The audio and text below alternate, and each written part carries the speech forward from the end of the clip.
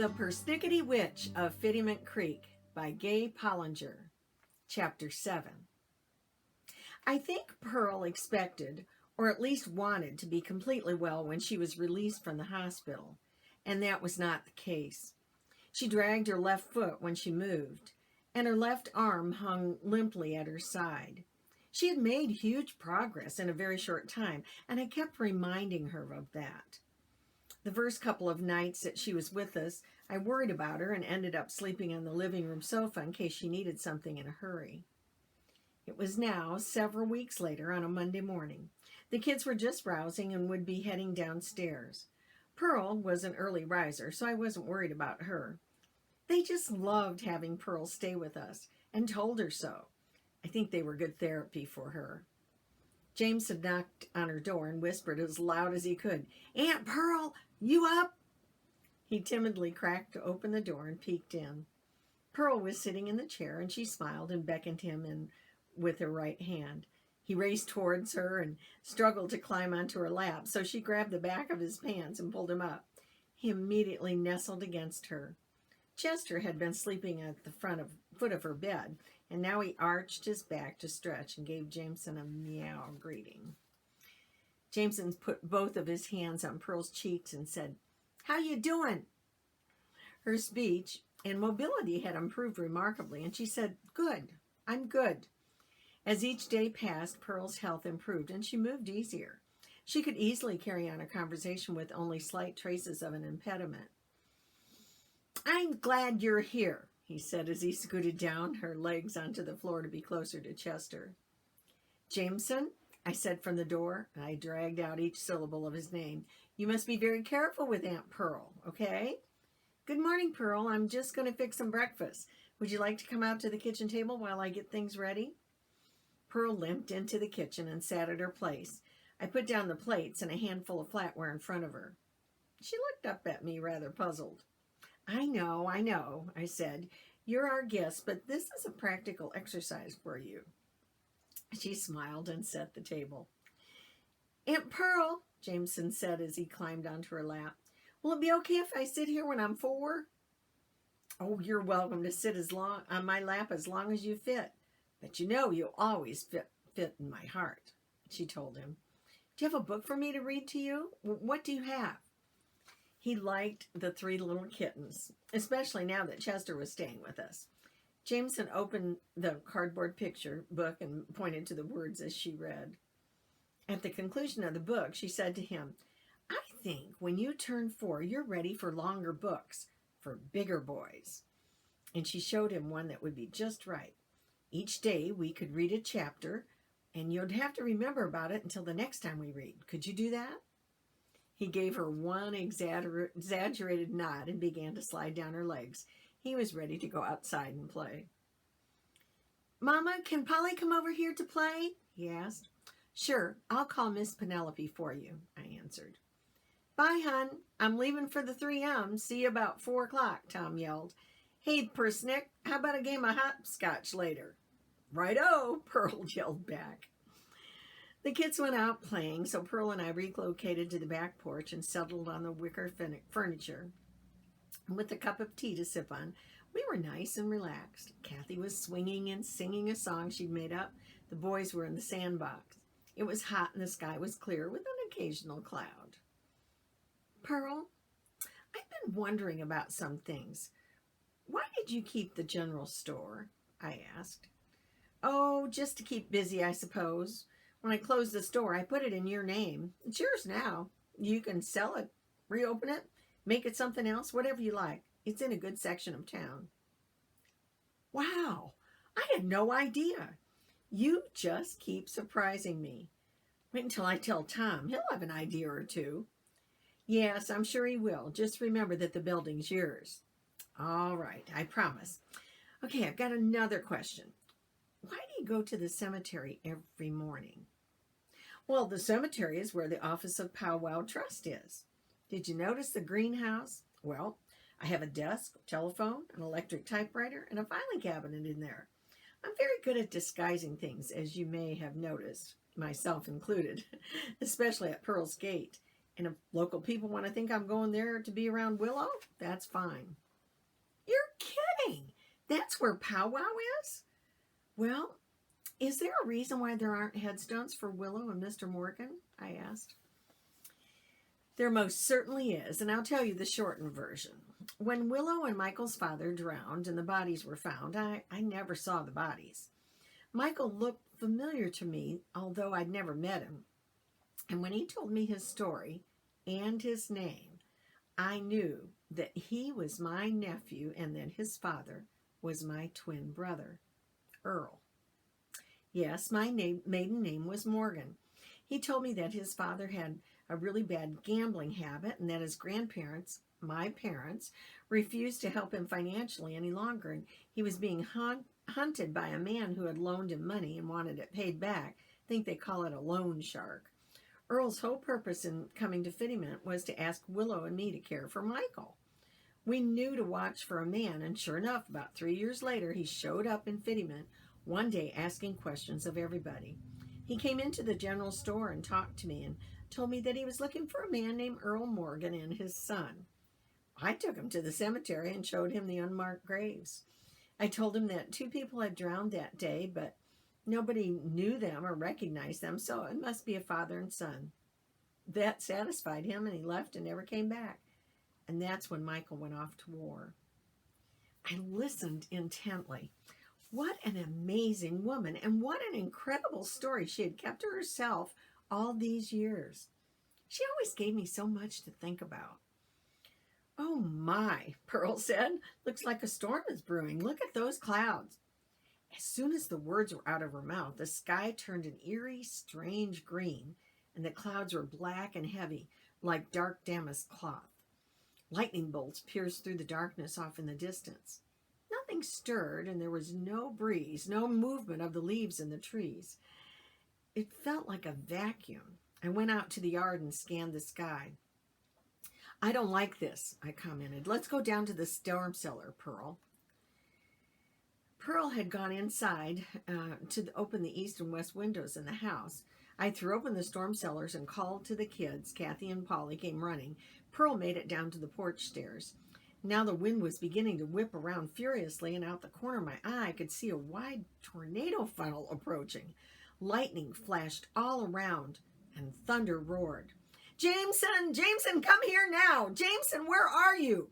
Pearl, go down with the kids. There's a kerosene lantern down there and matches and a transistor radio. You'll be safe. Jameson! Oh, where can he be? I yelled and looked frantically around the yard.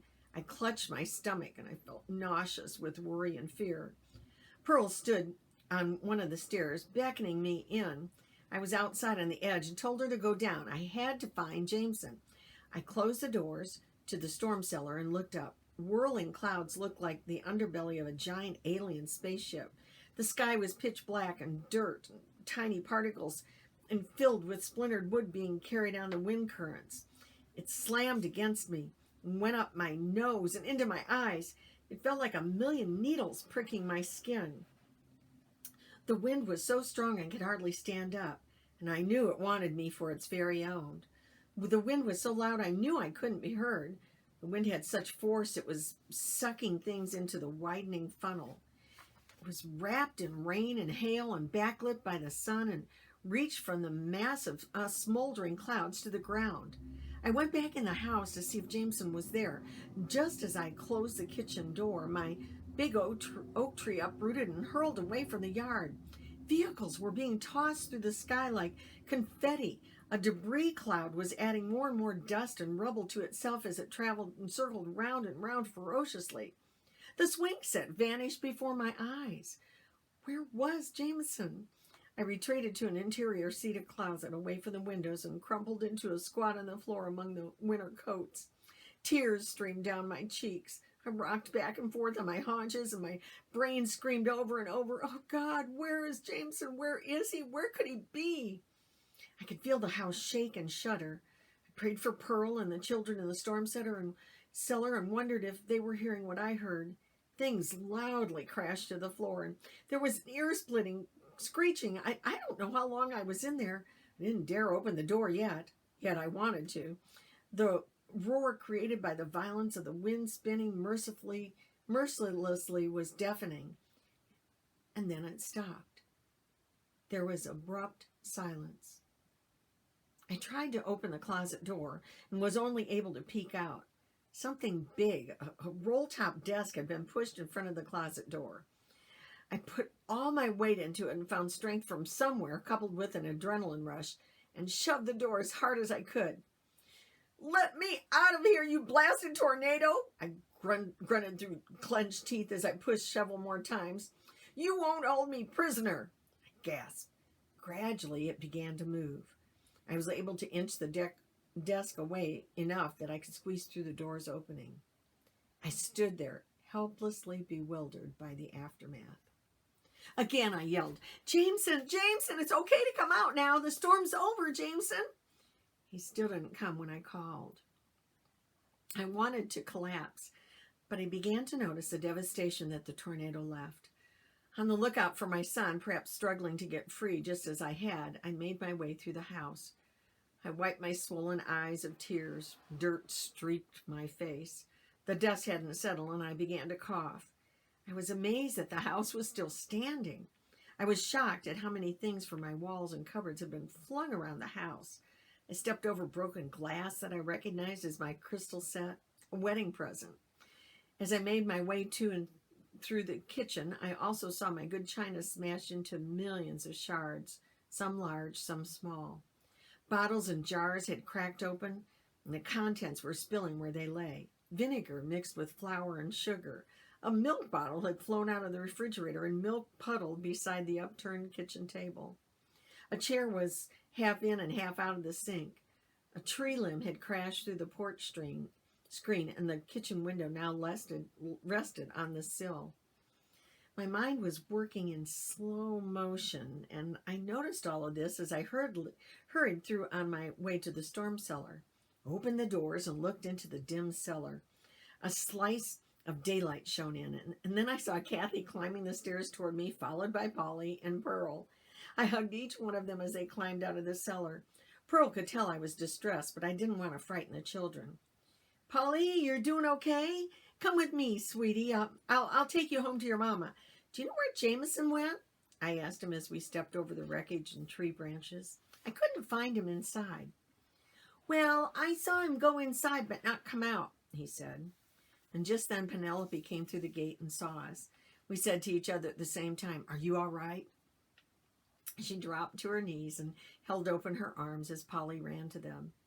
"I'm fine, and I knew you'd take care of Polly. My house is a mess. What about you?" "Yeah, here too. The biggest thing is I can't find Jameson." Kathy's eyes got big and said, "Jameson, where is he?" Pearl's hand flew to her mouth, and I saw her whisper, "Oh no." She looked around the yard at the chaos and brokenness, and I knew what she was thinking. "What are you going to do?" Penelope asked. "Well, I'm going to find him," I said, mustering every ounce of strength I had. "Penelope, the inside is full of broken glass. Would you take Kathy home with you?" "But, Mama, I want to help find Jameson too," Kathy protested. "Kathy, if we don't find him inside, we'll look for him outside, and then you can come, okay?" I said. She knew not to cause too much of a fuss and bravely walked off with Penelope. Pearl and I went inside and started yelling for Jameson to come out. Pearl looked downstairs and I went upstairs. I looked in all the rooms and was now making my way towards Jameson's room. I had already checked the closet and now was looking under the bed when I heard Tom's car pull in the driveway. He whistled when he saw the devastation as he came in. "Hey, Persnick, everybody okay? Man, what a mess." I was coming downstairs when I heard Pearl say to Tom, "And we can't find Jameson." I literally flew down the stairs in the comfort of his strong arms. "What?" His brow furrowed and his speech was clipped. "What do you mean you can't find him?" he said in disbelief. My husband, who always remained calm in the midst of calamity, was now stripped of his inner strength and had only raw, vulnerable disbelief. "Polly told us that he saw Jameson come into the house but not leave. Pearl and I have looked in the house and he just isn't here," I explained. It only took an instant for Tom to take charge. We did as he said. "Okay, Pearl, you stay here in case he shows up. Let's find you a place to sit. Is the phone working?" He picked it up. Dead. Okay, well, we won't call you, but we'll be back soon and check in. Let's go, Lucy. Dear God, help us find our son. As we went out the front door, I heard Pearl softly say, Amen. We stopped for Kathy next door, and our plan was to go around the block and talk to all the neighbors. It seemed that our house had received the worst damage from Heaven's jackhammer. Before long, neighbors joined in the search for Jameson. We heard his name being echoed over and over from one block to the next. Several hours had passed since the tornado, and it was getting dark. Neighbors stayed out looking for Jameson, and we went home for the car. I ducked my head in to give Pearl an update. Pearl, you doing okay here? Want to come with us in the car? I asked. She had begun to sweep the wreckage into a pile, but decided to come with us.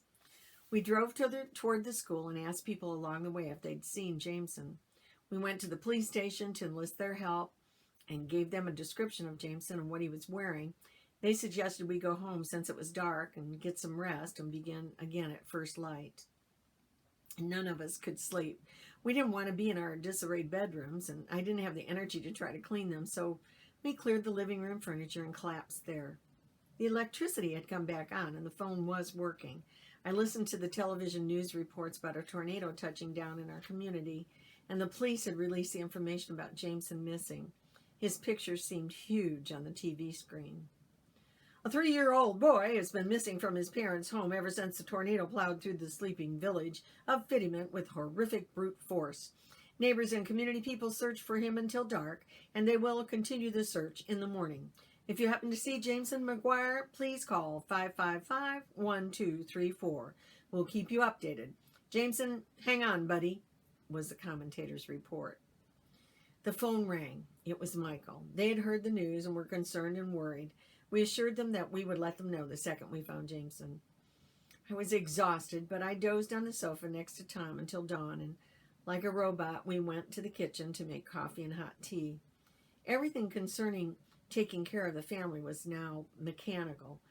I stood over the sink, and my entire body heaved with my sobs as I pleaded with God, please don't take my baby.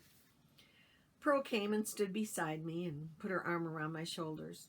We'll find him, she said. We'll find him this morning. I just know it. We drove up Hill Street and past the church. We continued for several more blocks. Then we saw a crowd gathering in a fire truck. One fireman was climbing the ladder, leaning against a tall tree, and a police car and an ambulance had arrived. Tom, look ahead. Let's stop, okay? I said. As soon as we got out of the car and joined the crowd, they began telling us about a little boy perched on a tree limb. Poor little thing. He looks just terrible. We think he must have gotten carried off by a tornado. What an experience. I hope he's okay, one woman said. And then I saw him. It was Jameson. His clothing was filthy, tattered and torn. He was missing a shoe and a sock, and his little foot and leg hung over a limb. He had big scratches, some claw-like marks, and bruises all over his body. His skin was pitted from the dust, dirt, and debris. His curly red hair was all disheveled and almost stood straight up. But he was alive. That's all that mattered. Hey there, young fella. How are you doing? How'd you get up there? The fireman asked as he climbed the ladder's rungs. The wind brought me, he said. The wind? Well, how'd you get in that tree? Asked the fireman, almost in disbelief. The tree didn't have low enough branches that the little boy could have climbed there.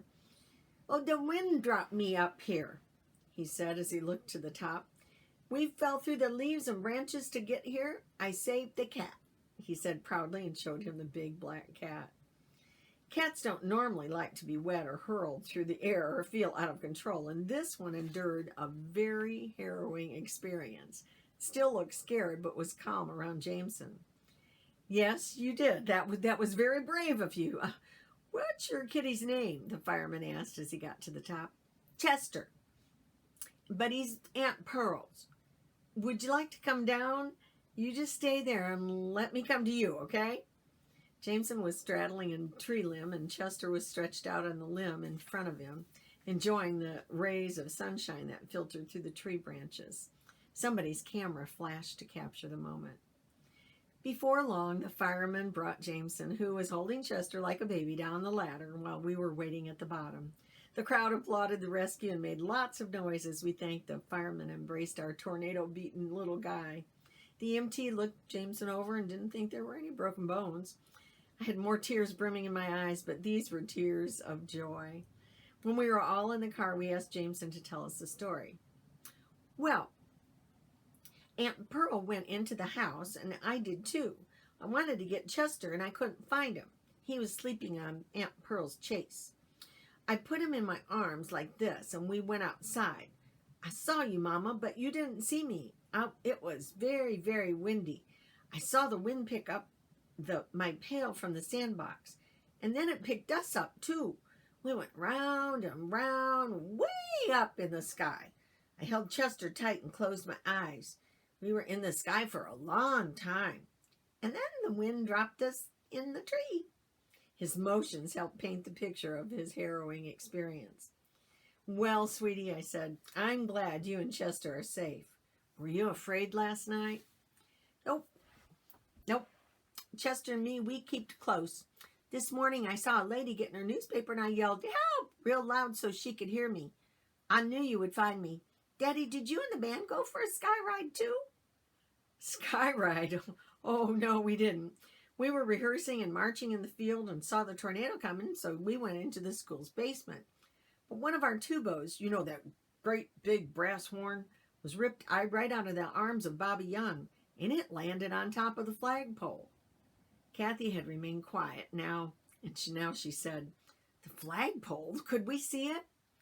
Mama, I'm hungry, said Jameson. Oh, I bet you are. How about we stop at the drive-in, Tom? We could all use a treat after what we've been through. The car hop brought the food, and we finally relaxed a little. She had heard the story about Jameson and asked for his autograph. I was glad I helped him learn his letters and how to print his name. Then, after driving by the school to see the flagpole, we made our way home. Well, I'll be, Tom finished his brief story as we pulled up to the house. Looks like the TV news crew is here. The crew rushed out of the news van and rapidly set up cameras and microphones. The young field reporter came over to greet us and introduce herself, and then she saw Jameson. Oh, you found him. I love a story with a happy ending. Do you mind if we film you and ask you a few questions? Is it okay if we ask Jameson a couple questions? Tammy asked. After the interview, she asked if we had damage to the house in the backyard. I said, oh, we sure did. Would you like to see? The crew came into the house and out the back porch and were amazed at what they saw. Several of the men whistled as they climbed over tipped furniture, or said words like, whew, oh my gosh. There was a big, deep hole where that tree had been. Things from other people's homes and yards had been dumped into ours. We showed them the storm cellar and the closet where we stayed. This'll be on the 6 o'clock news tonight, Tammy yelled as the van pulled away. Tom, maybe you should take Pearl over to her house and see how she fared. I'll stay here and bathe Jameson and do some cleanup, I said. Good idea, Luce. What do you think, Persnick? Shall we go? He asked Pearl. Come on, Kathy. As they drove to Pearl's house, they could see the path the tornado made. With no rhyme or reason, it cut through homes, yards, streets, towards a creek, then veered off through the field next to the next town. As they got to the top of Pearl's driveway, they were totally surprised. There stood her charming cottage home, totally unscathed and unblemished. The tornado totally sidestepped it, and then they headed for Pearl's gate and Powwow's trust.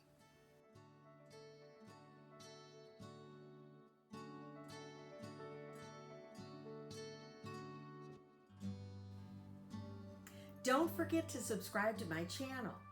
And remember, the Principal Grandma says, you'll never know what comes next until you turn the page.